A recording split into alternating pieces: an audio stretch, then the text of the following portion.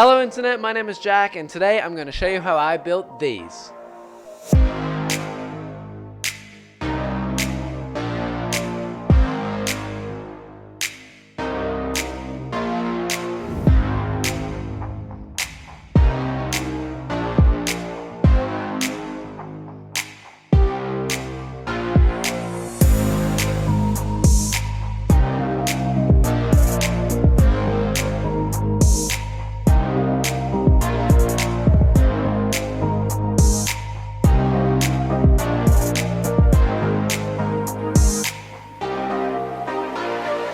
This video is sponsored by Miniaturescenery.com. More on them in a moment. In my vision, I wanted to have some big Eldar style pieces on the bottom of the board with rods stuck into them holding enormous floating flatter pieces for flying models to stand on, because Eldar have a lot of flying units, and then have many wild plants and undergrowth hanging from the rocks and the surrounding area, like the floating Hallelujah Mountains from Pandora. I knew I was going to need some kind of rods to support the mountains on top, and also needed to create some kind of rocky texture that was strong enough to not only support these rods, but also to glue hanging vines and moss to, and also be light enough to move around throughout the studio. So let's go get some supplies.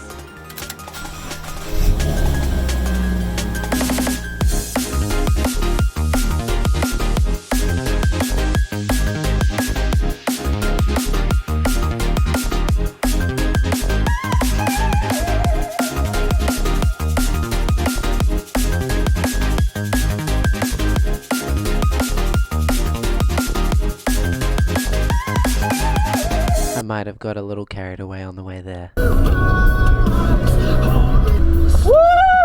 Woo! One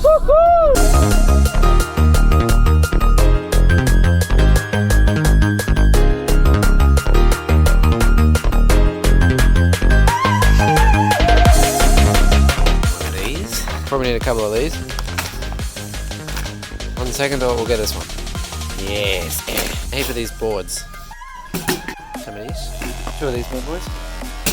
I also found these big sheets of plants, and there's 4 different ones of different varying plant things. Some of these rods. Nice. Alright, well I managed to get all my stuff, but the problem is it doesn't quite fit. Let's go!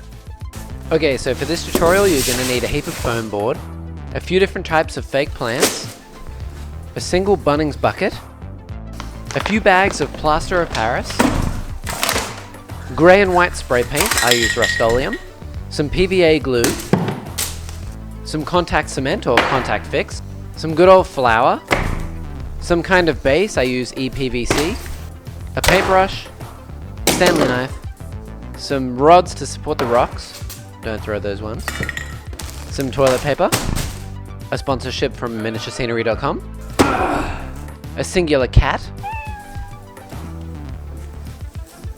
1 lamp. Wait, are you just looking at things in the room and saying that you love them? I love lamp. While you watch me spend a few hours building all of this terrain, I'd like to tell you a little story. Last year I sent an email to Miniaturescenery.com about potentially getting some terrain for the channel. After a year of growth, they got back to me and said that they would like to offer up some of their elven terrain for the channel. The owner, and Primarch, Tim, ended up responding to me saying that he was writing the email while watching one of our battle reports, and that each video I released kept taunting him to reply.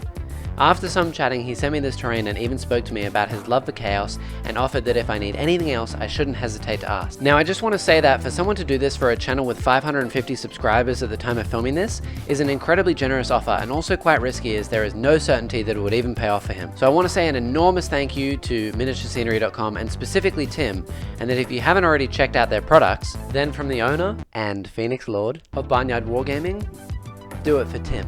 And it is really nice that the individual pieces here, they all come apart, and you can actually swivel them around and like adjust each individual part for every single game if you really want to. Very, very cool. I didn't realize it did that. I thought that it was just one long walkway, but as I was gluing it, I realized that the parts can actually separate. Tim is also currently giving 10% off all products until the 31st of December. Just use code BARNYARD in all lowercase. I also just want to say that when making heaps of terrain from MDF kits, don't forget to recycle all of the extra sprues. And it might also be a good idea to use a toothpick to place glue on the hard to reach places. And now that they're all built, you're ready to play.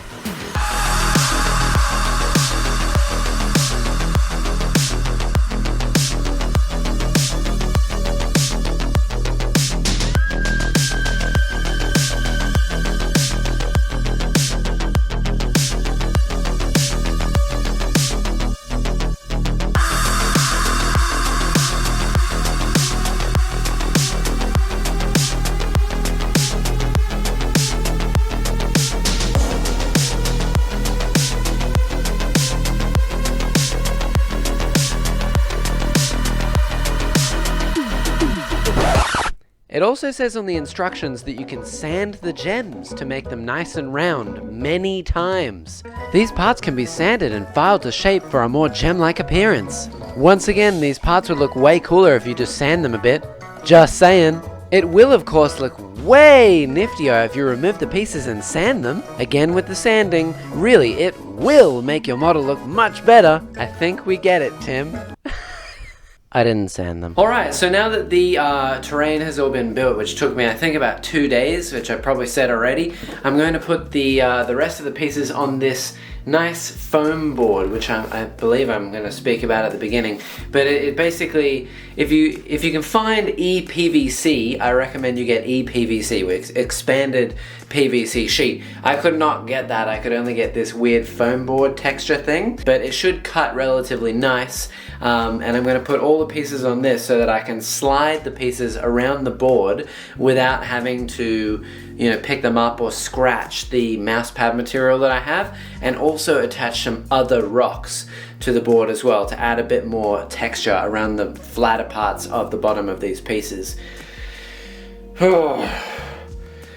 Let's do this. For this I use contact cement with a nice big brush, and make sure that you use a Sharpie to draw around the bases of each part so you can mark them up properly.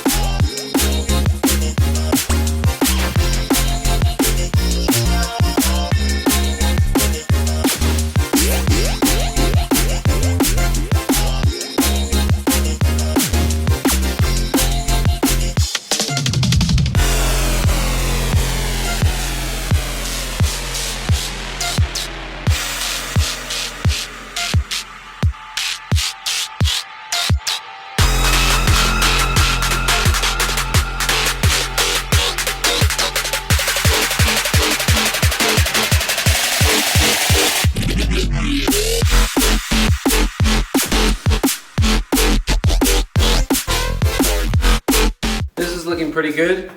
I'm not quite sure how to get it exactly straight so that the piece of rock that's going to sit on top of this is perfectly straight, but I think I've got it to a point where it's straight enough that you won't notice, and the rocks seem to blend in really nicely with all the other rocks beneath them, and if they don't, I can just rotate them a little bit and then cut them to shape.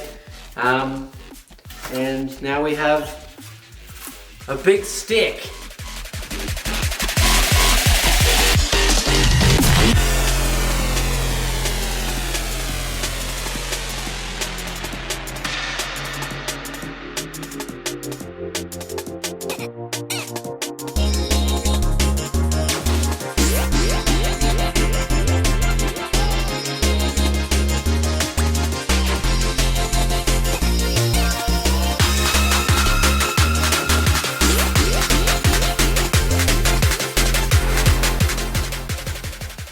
At this point, as you can see, I began cutting the foam into a rocky shape and layering the rocks upwards from the base. Make sure you don't glue them all down until the end, otherwise they get really hard to cut. Probably the hardest part of this project was trying to align the metal rods with the foam so that the floating islands will be flatter for models to stand on, as this is the only support it will have and needs to be strong and mobile.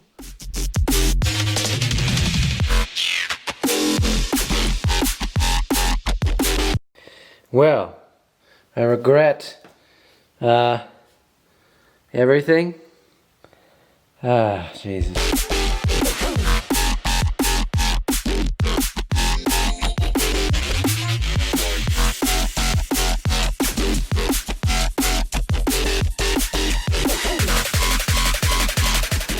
Next up, I took the metal rods and I drew on them in Sharpie to show where the top of the piece was and which way was up using perpendicular lines, and then began work on the floating rocks.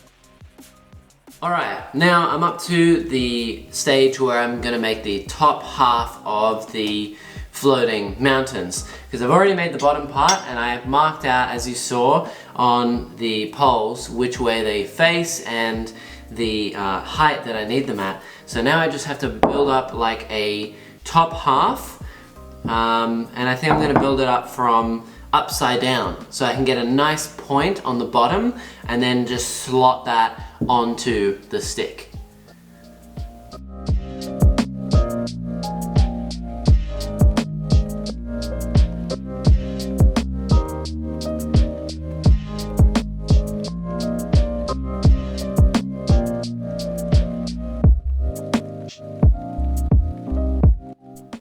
Lastly was just the gluing process, where I attached each individual piece that had just been sitting on top of each cut. Make sure not to bump these pieces with other pieces, otherwise you lose your place and you'll have to make some more cuts later. It's also worth noting that while I do these projects, I spend a lot of time browsing your comments, looking through Instagram, and tuning into people's live streams, so hit me up on Instagram for some more updates. But with all of that said and done, the foam stage was complete.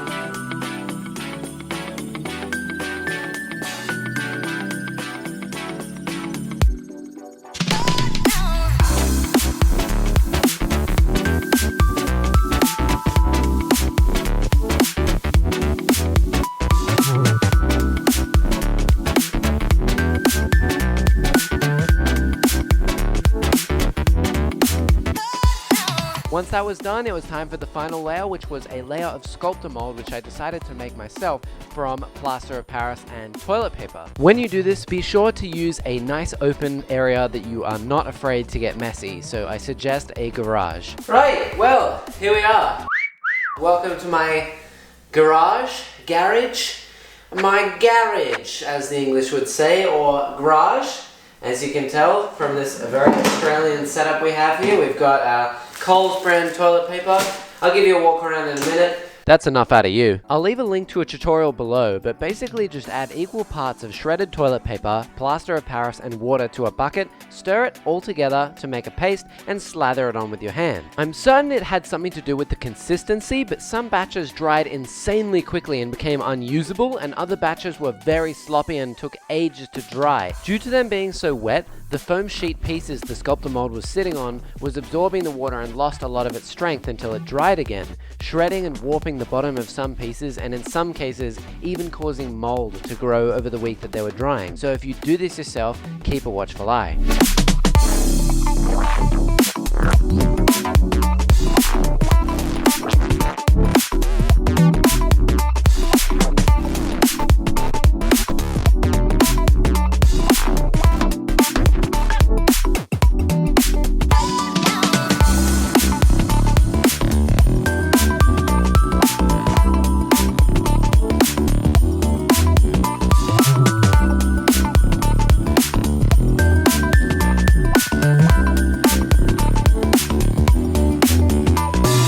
As you can see, after the pieces have dried, unfortunately they begin to crack as the moisture leaves them and they shrink, which is a real shame, but in my opinion would work well on a flat surface, just maybe not vertically. Hello! Welcome to my garage once again. Don't judge my painting clothes. Look, there's even a big hole.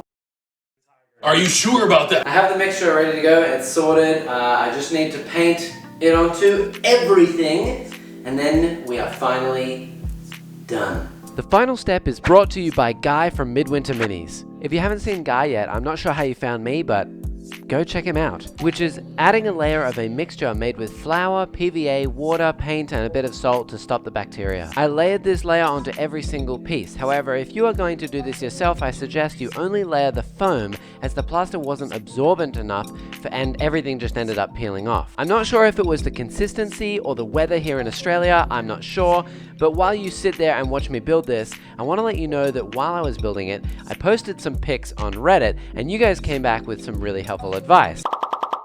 Although a lot of you were just more concerned with the Bunnings bucket. Bunnings hammer, 10%. Did you get a snag with that bucket? Holy shit, that's incredible. Lowest prices really just are the beginning. All jokes aside, I just want to let you know that I have now started a Patreon campaign, and for as little as $3 a month, you can support me in the creation of new videos. Rewards currently include more privileges in the new Barnyard Discord, which you can also access for free down below. In future, there will be discounts on merchandise coming very soon, such as dice, markers, and t-shirts. Top patrons will also be able to chat with me once a week and ask me questions about Warhammer, editing, building, or whatever they wish. At the very end here, I drilled a few holes for some acrylic rods that I found to support some extra little floating rocks. I made sure not to glue them in until after it has been painted. I'm going to wrap this video up here, but before I do, I just want to say a big thank you to everyone for watching up until this point. Please subscribe down below, like, and of course share the video if you have a spare 2 seconds. You will not want to miss part 2, where we'll be adding some hanging vines, some plants, some flora, some paint, and of course giving it some rules. Don't forget to go check out Miniaturescenery.com as well for 10% off. Use code Barnyard in all lowercase. And I also want to say a massive thank you to all of the YouTubers that I contacted during the creation of this video. All links will be listed down in the description below. Whatever you need, products, people, down in the description. My name is Jack. Thank you all for watching, and I'll see you all in the next one. Peace.